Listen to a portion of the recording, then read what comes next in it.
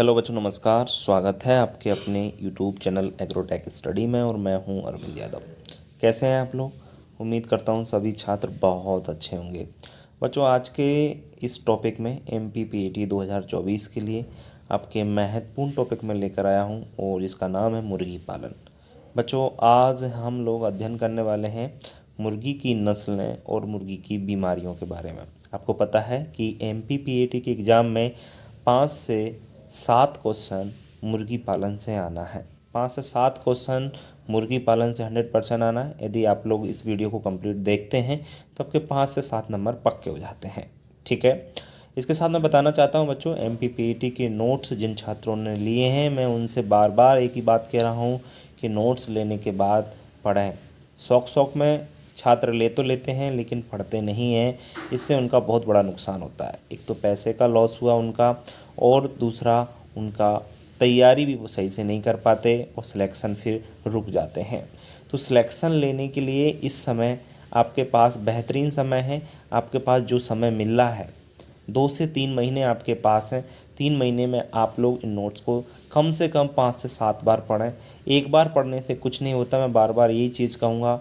पशुपालन और फसल उत्पादन में तो बच्चों को कोई समस्या नहीं आती है, वो अच्छे से पढ़ लेता है। तो एलिमेंट ऑफ साइंस को ढंग से पढ़ने के लिए आपको देखो क्या होता है, जब बच्चा सेल्फ स्टडी करता है तो उसको बहुत सारी चीज़ें क्लियर नहीं होती हैं। जब क्लियर नहीं होती हैं तो उनका लास्ट ऑप्शन बचता है कि भैया समझ में नहीं आ रहा है तो चीज़ों को ढंग से याद किया जाए। तो ये समय आपके लिए बहुत अच्छा है। पढ़िए, मेहनत करिए और अपना साल खराब होने से यदि आपको बचाना है तो लग जाइए, पीछे मत हटिए। आपका सिलेक्शन तभी होगा जब आप अच्छे से पढ़ेंगे। जो छात्र बाहर नहीं जा सकते हैं, बड़े इंस्टीट्यूट बड़ी कोचिंग में नहीं पढ़ सकते हैं, जो बच्चे मध्यम वर्गीय परिवार से हैं उनसे मैं कहना चाहूँगा, गरीब परिवार से हैं उनसे मैं कहना चाहूँगा कि आप लोग चिंता ना करें, बस हमसे जुड़े रहें और जितनी भी वीडियो हम लोग डालते रहेंगे उनको देखते रहें समय समय पर। और यदि आपको नोट्स की आवश्यकता है तो हम आपको नोट्स भी अवेलेबल करा देंगे। उसका थोड़ा सा फीस ज़रूर रखा है हमने, वो इसलिए रखा है, मैं आपको पहले भी बता चुका हूँ कि फ्री की चीज़ों की वैल्यू कोई नहीं करता है। इसलिए ज़्यादा फीस नहीं है, थोड़ी सी फीस है। कितनी फ़ीस है? 900 रुपीज़ की फ़ीस है। आप लोग वो पे करके और अपने नोट्स MPPAT के जो क्रैश कोर्स के नोट्स होते हैं वो प्राप्त कर सकते हैं। ठीक है ना? तो बच्चों, इस टॉपिक में हम आपको मुर्गी पालन से संबंधित जो भी प्रश्न आपके एग्जाम में बनते हैं और जिस प्रकार के प्रश्न बनते हैं सभी का अध्ययन हम अच्छी प्रकार से आज करने वाले हैं। वीडियो को अंत तक देखिएगा और पूरा चीज़ों को अच्छी प्रकार से समझिएगा। ठीक है, चलिए शुरुआत कर लेते हैं हम लोग इस वीडियो की। बच्चों, हम बात करेंगे पोल्ट्री ब्रीड की और सबसे पहली जो नस्ल है वो है रोड आयरलैंड रेड। बच्चों, RAR बोलते हैं इसको, यार RIR बोला जाता है जनरली, ये नहीं RIR।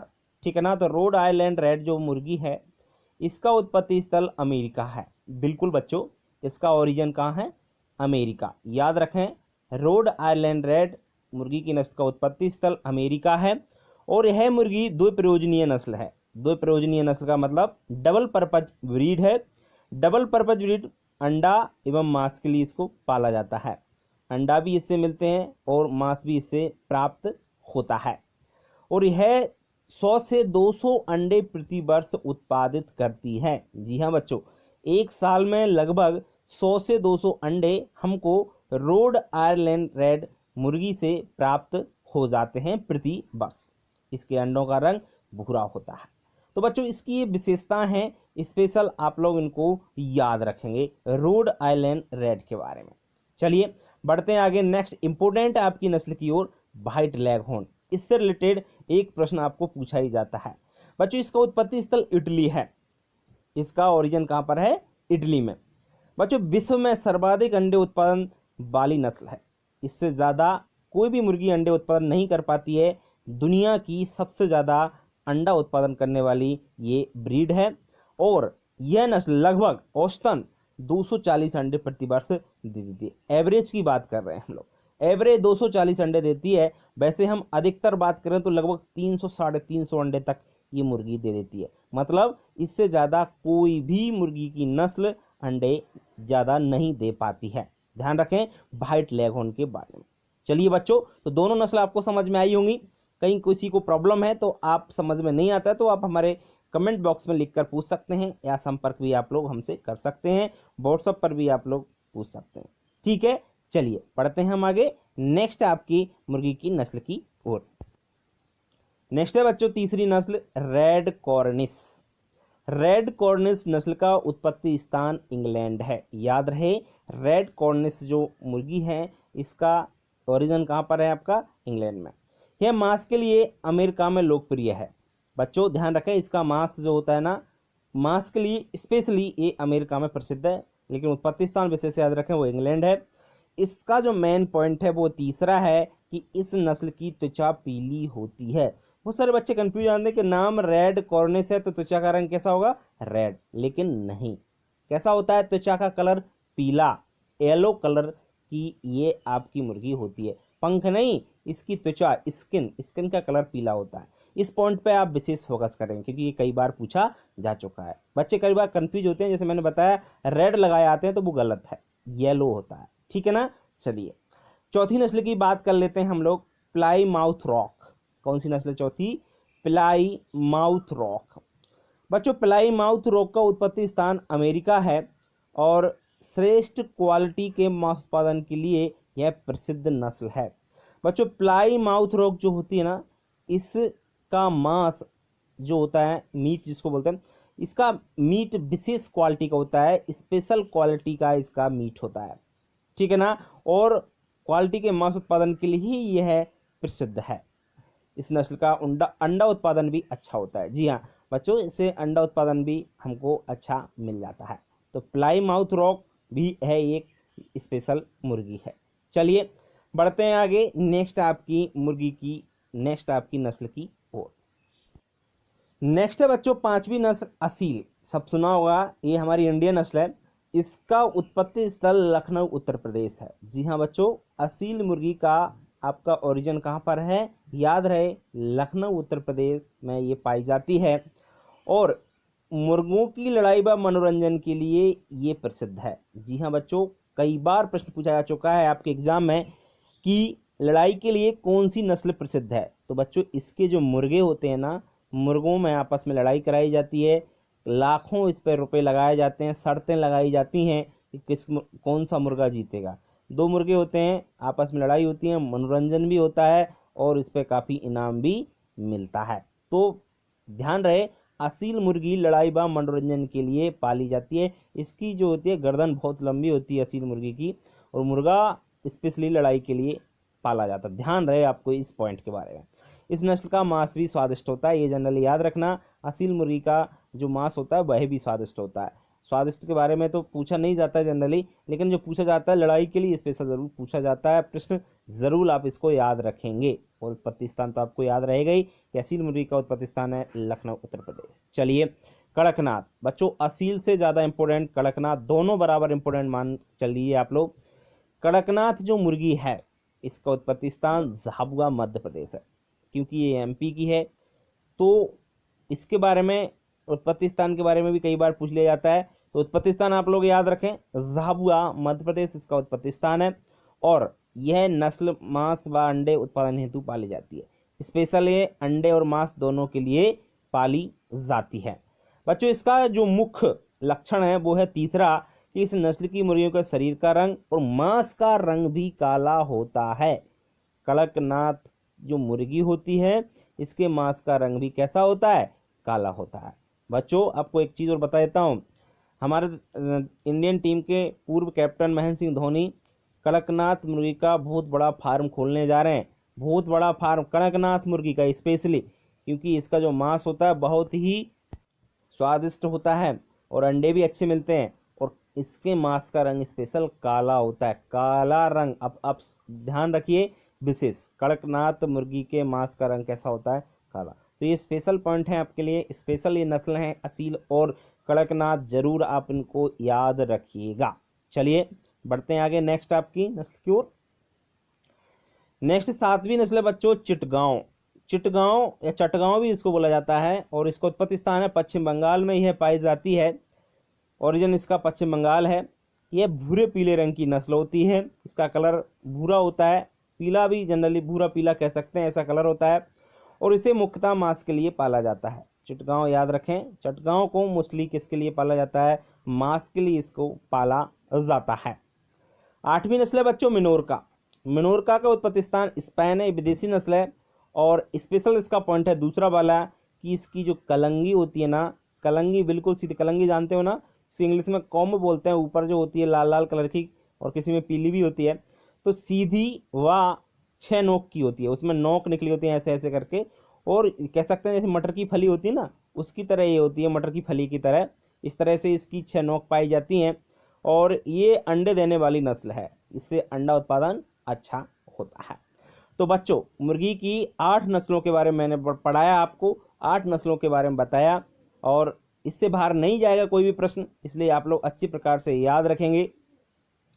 अगर बच्चों कहीं भी अगर किसी को डाउट लगता है, कहीं भी किसी को समझ में नहीं आता है, तो आप हमें कमेंट बॉक्स में लिखकर पूछ सकते हैं या आप लोग हमें कॉल भी कर सकते हैं, आप व्हाट्सएप पर भी आप पूछ सकते हैं, ठीक है ना। चलिए बच्चों, जैसा कि मैंने आपको बताया है, अगर आप हमारे यूट्यूब चैनल से नए जुड़े हैं तो चैनल को सब्सक्राइब जरूर कर लीजिए। और बच्चों जो भी प्रश्न पीएटी की जो भी क्वेश्चन पेपर हैं, ओल्ड क्वेश्चन पेपर, उनके प्रश्न आपको कुछ दिन बाद मिलना स्टार्ट हो जाएंगे। 2015 से लेकर 2021 तक जितनी भी 2020 तक जितने भी आपके ओल्ड पेपर हुए हैं, टोटल पेपर मैं आपको अपलोड करूंगा इस वीडियो के माध्यम से, ठीक है ना। इसलिए आप लोग पढ़ते रहें और मेहनत करते रहें। बच्चों मेहनत करने वाले ही आगे जाके सफल होते हैं, इसलिए ध्यान रहे, मेहनत से पीछे नहीं हटना है और आगे आप जरूर पढ़ना है, पढ़ते रहना है, ठीक है। चलिए एक चीज़ मैं आपको रोज़ बोल रहा हूँ कि आपके जूनियर छात्र हैं 11th में जो थे अब 12th में आ चुके होंगे, तो उनको हमारे वीडियो के बारे में ज़रूर बताएं, क्योंकि पूरा 12th का कोर्स हमने इस चैनल पर डाल रखा है और आगे भी हम 12th की तैयारी ज़रूर कराएंगे, ठीक है ना। तो आप उनको ज़रूर बताएं।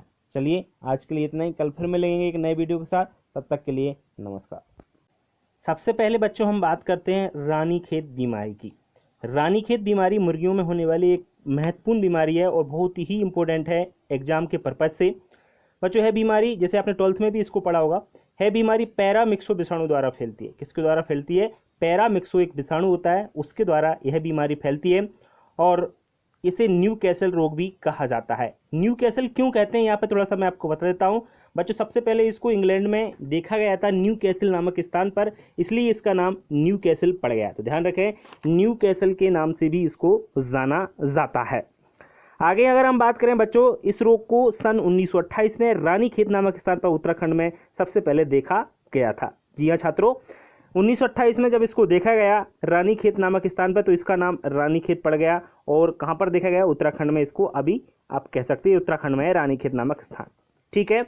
है रोग हो जाने पर मुर्गियां मुंह खोलकर सांस लेती हैं। जब मुर्गियों को रानीखेत नामक बीमारी हो जाती है तो इसका लक्षण ये है कि मुर्गियां मुंह खोलकर सांस लेती हैं एवं पंखों पर पैरों पर लकवा मार जाता है, मतलब इनके जो पैर होते हैं वो अकड़ जाते हैं एक तरह से, और श्वसन अंग प्रभावित होता है, क्योंकि वो श्वास लेने में उनको प्रॉब्लम आती है। तो आप कह सकते हैं इनका श्वसन अंग जो फेफड़े होते हैं वो खराब हो जाते हैं, श्वसन अंग इसके प्रभावित हो जाते हैं, ठीक है ना। तो ये चीज़ आपको अच्छी प्रकार से समझ में आ गई होगी कि रानीखेत बीमारी बहुत ही महत्वपूर्ण है आपके एग्जाम के पर्पज से, इसलिए आप लोग अच्छी प्रकार से इसको याद रखेंगे।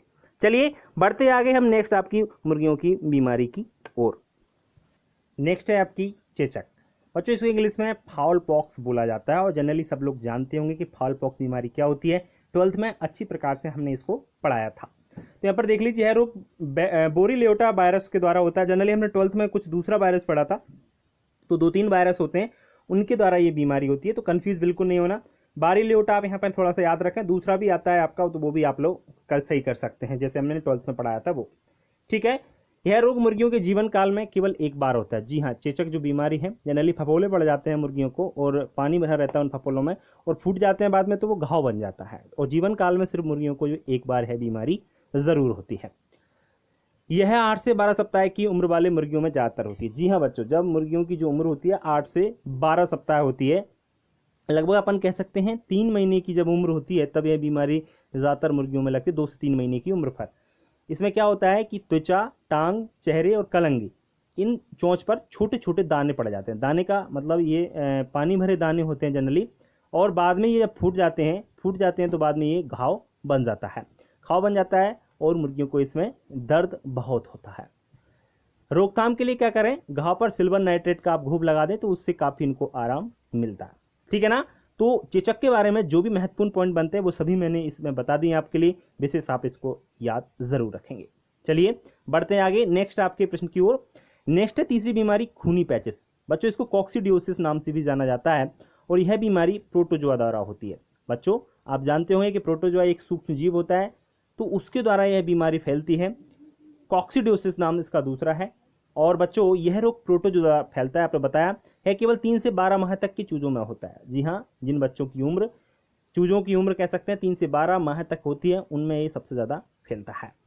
इस रोग से क्या होता है, दड़बे में अचानक चूजे मर जाते हैं। दड़बा क्या होता है बच्चे, दड़बे होते हैं जहाँ पर मुर्गियों के चूजे रहते हैं ना, जिस घर में, उसे दड़बा बोला जाता है। मुर्गियाँ पतले खूनी दस्त करती हैं जब यह बीमारी हो जाती है, तो पतले खूनी दस्त करते हैं जो बच्चे होते हैं, तथा पंख नीचे लटक जाते हैं। इसमें क्या होता है, पंख नीचे लटक जाते हैं। ये मुख्य लक्षण है खूनी पैचेस रोग का। इसकी रोकथाम के लिए मुर्गीशाला की अच्छी तरह से सफाई रखना चाहिए। जी, सफाई रखने के लिए आप फिनाइल का उपयोग कर सकते हैं उससे, और जो बर्तन हैं खाने पीने की मुर्गियों के, उनको भी फिनाइल से आप साफ कर सकते हैं। ठीक है। तो खूनी पैचेस से जो भी लक्षण इसके थे, जो भी क्वेश्चन बनते हैं आपके एग्जाम के लिए, वो सभी मैंने इसमें बता दिए आपको। ठीक है। तो 3 बीमारियां मैंने आपको बताई, तीनों बीमारियां महत्वपूर्ण हैं आपके एग्रीकल्चर कॉम्पिटिटिव एग्जाम के लिए। अब बढ़ते हैं हम इसके कुछ महत्वपूर्ण बिंदु हैं, उन महत्वपूर्ण बिंदुओं की ओर। बहुत ही इंपॉर्टेंट है महत्वपूर्ण बिंदु मुर्गियों से संबंधित, आप इनको अच्छी प्रकार से समझेंगे, बहुत ही इंपॉर्टेंट है, ध्यान रहे। बच्चों मुर्गी पालन के कुछ महत्वपूर्ण इंपॉर्टेंट पॉइंट हैं जो कि आपके लिए जानना बहुत जरूरी है। देखिए, भारत में सर्वाधिक मुर्गी पालन कहाँ होता है, आंध्र प्रदेश राज्य में। इसके बाद तमिलनाडु का नंबर आता है। ध्यान रहे, सबसे ज्यादा मुर्गी पालन इंडिया में कहाँ पर होता है, आंध्र प्रदेश राज्य में। दूसरा है, मुर्गियों से अंडे से चूजे निकलने में 21 दिन का समय लगता है। जी हाँ, अंडे से चूजा कितने दिन में निकलता है, 21 दिन में। अगर बच्चों आपने हमारे पुराने वाले वीडियो देखे होंगे इसके मुर्गी पालन, जो भी आपके पशुपालन से रिलेटेड, तो आपको ये प्रश्न बहुत ही सरल लगने वाले हैं। कड़कनाथ देसी मुर्गियों में मांस के लिए प्रसिद्ध नस्ल है, इसका काला मांस होता है। जी हाँ, सब जानते हैं कड़कनाथ एक मध्य प्रदेश के झाबुआ जिले में पाई जाने वाली नस्ल है। इसका उत्पत्ति स्थान झाबुआ जिला है और इसका मांस क्या होता है, काला होता है, इसलिए ये स्पेशल ये मुर्गी है। बच्चों मुर्गों की लड़ाई व मनोरंजन के लिए असील नस्ल प्रसिद्ध है। ध्यान रहे, असील जो नस्ल है मुर्गी की, ये इसके जो मुर्गे होते हैं आपस में लड़ाई जाती है और इसमें इनाम रखा जाता है काफ़ी। तो मनोरंजन के लिए इनको पाला जाता है, इस नस्ल को, असील को, ये आपको पता ही होगा। विश्व की सर्वाधिक अंडे देने वाली नस्ल व्हाइट लेगहॉर्न है, ये भी मैं आपको पढ़ा चुका हूँ। तो बच्चों काफ़ी प्रश्न आपको ऐसे मिलने वाले हैं, आपको बहुत सरल लग रहा होगा, बहुत अच्छा लग रहा होगा कि वो प्रश्न आपको मिल रहे हैं जो महत्वपूर्ण है बहुत ही ज़्यादा। ठीक है, चलिए बढ़ते हैं आगे नेक्स्ट और महत्वपूर्ण प्रश्नों की ओर। नेक्स्ट है बच्चों, मुर्गी के अंडे का जो कवच होता है, ऊपर का जो व्हाइट कवर होता है, आपने देखा होगा ब्राउन कलर का, वो कैल्शियम कार्बोनेट का बना होता है। किसका बना होता है, कैल्शियम कार्बोनेट का। और कैल्शियम कार्बोनेट बच्चों जिसको हम पचा नहीं सकते, इंसान इनको नहीं पचा सकता है। कैल्शियम कार्बोनेट को सिर्फ पचा सकता है कौन, सिर्फ दीमक। दीमक जरूर इसको पचा सकती है। ठीक है ना, ध्यान रखें किसका बना होता है, कैल्शियम कार्बोनेट का बना होता है। मुर्गियों में ब्रॉयलर की उम्र 8 से 12 सप्ताह तक होती है। बच्चों ब्रॉयलर क्या होता है, ब्रॉयलर बच्चों जो मांस के लिए मुर्गियां पाली जाती हैं ना, स्पेशल मांस के लिए, उन्हें ब्रॉयलर कहा जाता है। क्या कहा जाता है उसे, ब्रॉयलर। याद रहे उम्र कितनी होती है, 8 से 12 सप्ताह तक। मुर्गी का वैज्ञानिक नाम क्या है, गैलस डोमेस्टिकस। जी हाँ बच्चों, मुर्गी का वैज्ञानिक नाम या साइंटिफिक नेम गैलस डोमेस्टिकस है। कई बार गैलस गैलस भी लिखा होता है, तो कंफ्यूज बिल्कुल ना हो, क्योंकि जो भी वैज्ञानिक नाम होता है 2 चीजों से मिलकर बना होता है, वंश और जाति। वंश कभी चेंज नहीं होता है, जाति कई बार चेंज हो जाती है। मुर्गियों की प्रमुख बीमारी रानीखेत है, जो वायरस द्वारा फैलती है। अभी जस्ट मैंने आपको बताया, इंपोर्टेंट है, इसलिए बार बार महत्वपूर्ण प्रश्नों में वही प्रश्न आए जो कि बहुत ही महत्वपूर्ण है। याद रहे इस चीज के बारे में आपको विशेषकर। मुर्गी के अंडे का पीलापन जेंथोफिल के कारण होता है। बच्चों आपने अंडा तो देखा ही होगा कि अंडे के अंदर एक पीला पदार्थ निकलता है। वो पीला क्यों होता है, क्योंकि उसमें जेंथोफिल नामक वर्णक पाया जाता है, इसलिए वो पीला होता है। चलिए बढ़ते हैं आगे। मुर्गी के अंडे की गुणवत्ता का टेस्ट कैंडलिंग द्वारा किया जाता है। बच्चों ये कैंडलिंग क्या होता है, कैंडलर एक यंत्र होता है, जनरली जैसे पेन की जैसा होता है, पेन जैसे होता है ना, पेंसिल बोल सकते हैं, उसके जैसा होता है। उसमें एक छिद्र लगा होता है और उसमें से हम एक आंख बंद करके देखते हैं उसके अंदर। अगर उसके अंदर अंडे के अंदर काला हमको दिखाई दे रहा है, काला काला, उसके द्वारा देखते हैं तो समझ लीजिए अंडा अच्छा क्वालिटी का है। अगर वो काला पदार्थ नहीं दिखा रहा है, नहीं दिखाई दे रहा है, तो समझ लीजिए वो अच्छी क्वालिटी का नहीं है। तो कहने का मतलब है अंडे की जो क्वालिटी का टेस्ट किया जाता है वो कैंडलिंग द्वारा किया जाता है। ठीक है ना, मैंने समझा दिया किस प्रकार से किया जाता है, आपको उम्मीद करता हूँ समझ में आ गया होगा। चलिए, ब्रॉयलर का सामान्य वजन 1.5 से 2 किलोग्राम होना चाहिए। जी हाँ, मांस के लिए जो मुर्गी पाली जा रही है उसको ब्रॉयलर कहते हैं, और ब्रॉयलर की जो उम्र होती है वो 1.5 से 2 किलोग्राम होती है। ठीक है ना, ये आप जरूर याद रखेंगे। चलिए बढ़ते आगे नेक्स्ट आपके प्रश्न की ओर।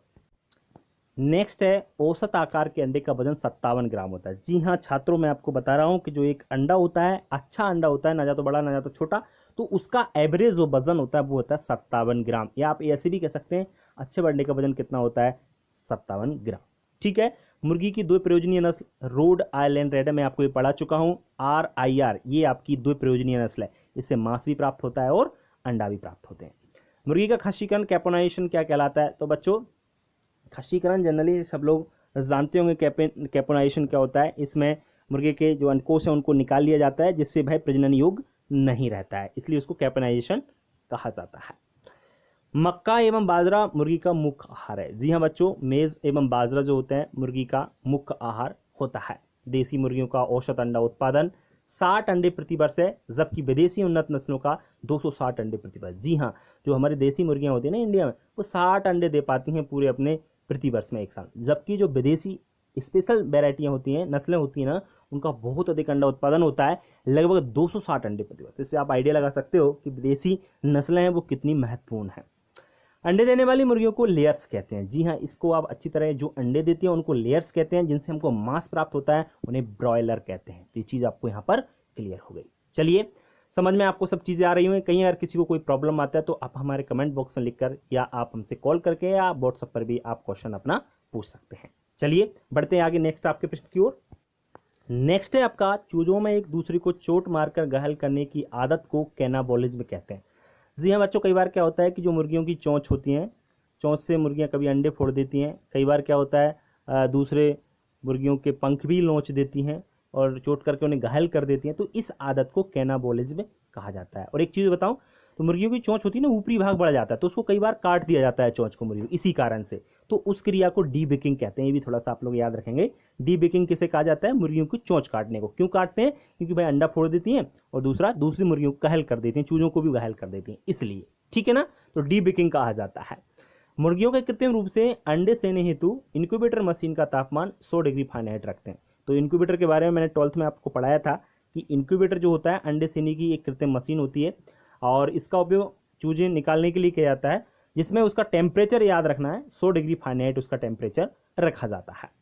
मुर्गियों में ल्यूकेसिस एक बीमारी होती है जो अंडों के माध्यम से चूजों में फैलती है। जी हाँ, अगर अंडों में वो बीमारी है और फिर चूजों में भी वह बीमारी आ जाती है, तो इसको हम जेनेटिक बीमारी भी कहा जा सकता है। तो याद रखें आप लोग कि अंडों के माध्यम से फैलने वाली बीमारी का नाम क्या है चूजों में, याद रहे आपको, क्या है? ल्यूकोसिस। अंडे सेने की प्राकृतिक विधि में एक मुर्गी 8 से 10 अंडे सेने का काम करती है। जी हाँ, वैसे हम बात करें, अगर हम इंक्यूबेटर के द्वारा अंडे सेते हैं, उनसे चूजे निकालते हैं, तो 1000 से 3,000 तक अंडे भी हम उसमें से निकाल सकते हैं एक बार में। लेकिन जनरली हम प्राकृतिक विधि की बात करें, आर्टिफिशियल तो कह सकते हैं, लेकिन ये नेचुरल जो मेथड होता है उसमें सिर्फ 8 से 10 अंडे सेने का काम करती है, सिर्फ एक मुर्गी। ठीक है ना, तो ये चीज़ आपको जनरल पता भी होगी और मैंने आपको यहाँ पर बता भी दिया है। ठीक है ना, चलिए समझ में आ रहा होगा। बढ़ते हैं हम आगे नेक्स्ट आपके प्रश्नों की ओर। नेक्स्ट है आपका, मुर्गी के अंडे में 11.8% प्रोटीन पाई जाती है। जी हाँ, ये तो सब लोग जानते होंगे। लगभग 13 से 14% बसा होता है और लगभग 11 से 12% प्रोटीन पाई जाती है। ये चीज़ आपको मालूम होना चाहिए। बाजार में उपलब्ध अंडे अनिश्चित अंडे होते हैं, इनसे चूजे विकसित नहीं होते हैं, इसलिए इन्हें वेजिटेरियन अंडे कहा जाता है। जी हाँ, जो मार्केट में अंडे मिलते हैं ना, उनमें चूजे नहीं बन सकते, क्योंकि वो अनफर्टाइल होते हैं, फर्टाइल अंडे नहीं होते हैं, फर्टाइल एग नहीं होते हैं, उनसे चूजे विकसित बिल्कुल नहीं हो सकते हैं। ठीक है ना, तो इसलिए उन्हें वेजिटेरियन एग कहा जाता है। क्या कहा जाता है? Vegetarian egg. तो उनको कोई भी व्यक्ति यूज कर सकता है। मुर्गियों में अंडे सेने का उपयुक्त समय क्या है? फरवरी मार्च। ये भी आप लोग याद रखें, अंडे सेने का महत्वपूर्ण समय फरवरी और मार्च का महीना। इस समय चूजे स्वस्थ निकलते हैं, इसलिए ये महीना विशेषतर माना जाता है। तो बच्चे, जितने भी महत्वपूर्ण इंपोर्टेंट प्रश्न थे मुर्गियों से संबंधित, उम्मीद करता हूँ सभी समझ में आए होंगे। बहुत ही महत्वपूर्ण पॉइंट थे, इनको आप जरूर देखिएगा और समझ में आपको आ रहा होगा कितने इंपॉर्टेंट हैं। चलिए, तो बच्चों, वीडियो कैसा लगा? अगर वीडियो अच्छा लगा तो वीडियो को लाइक करें और अपने दोस्तों को शेयर करना बिल्कुल ना भूलें, जिससे उनका भी भला हो सके। अगर आप नए चैनल पर हैं तो चैनल को सब्सक्राइब कीजिए और सब्सक्राइब करने के बाद बेल आइकन को दबाना बिल्कुल ना भूलें, जिससे आपको नई वीडियो का नोटिफिकेशन सबसे पहले मिल सके। तो बच्चों, आज के लिए इतना ही। कल फिर मिलेंगे नई वीडियो के साथ, तब तक के लिए नमस्कार।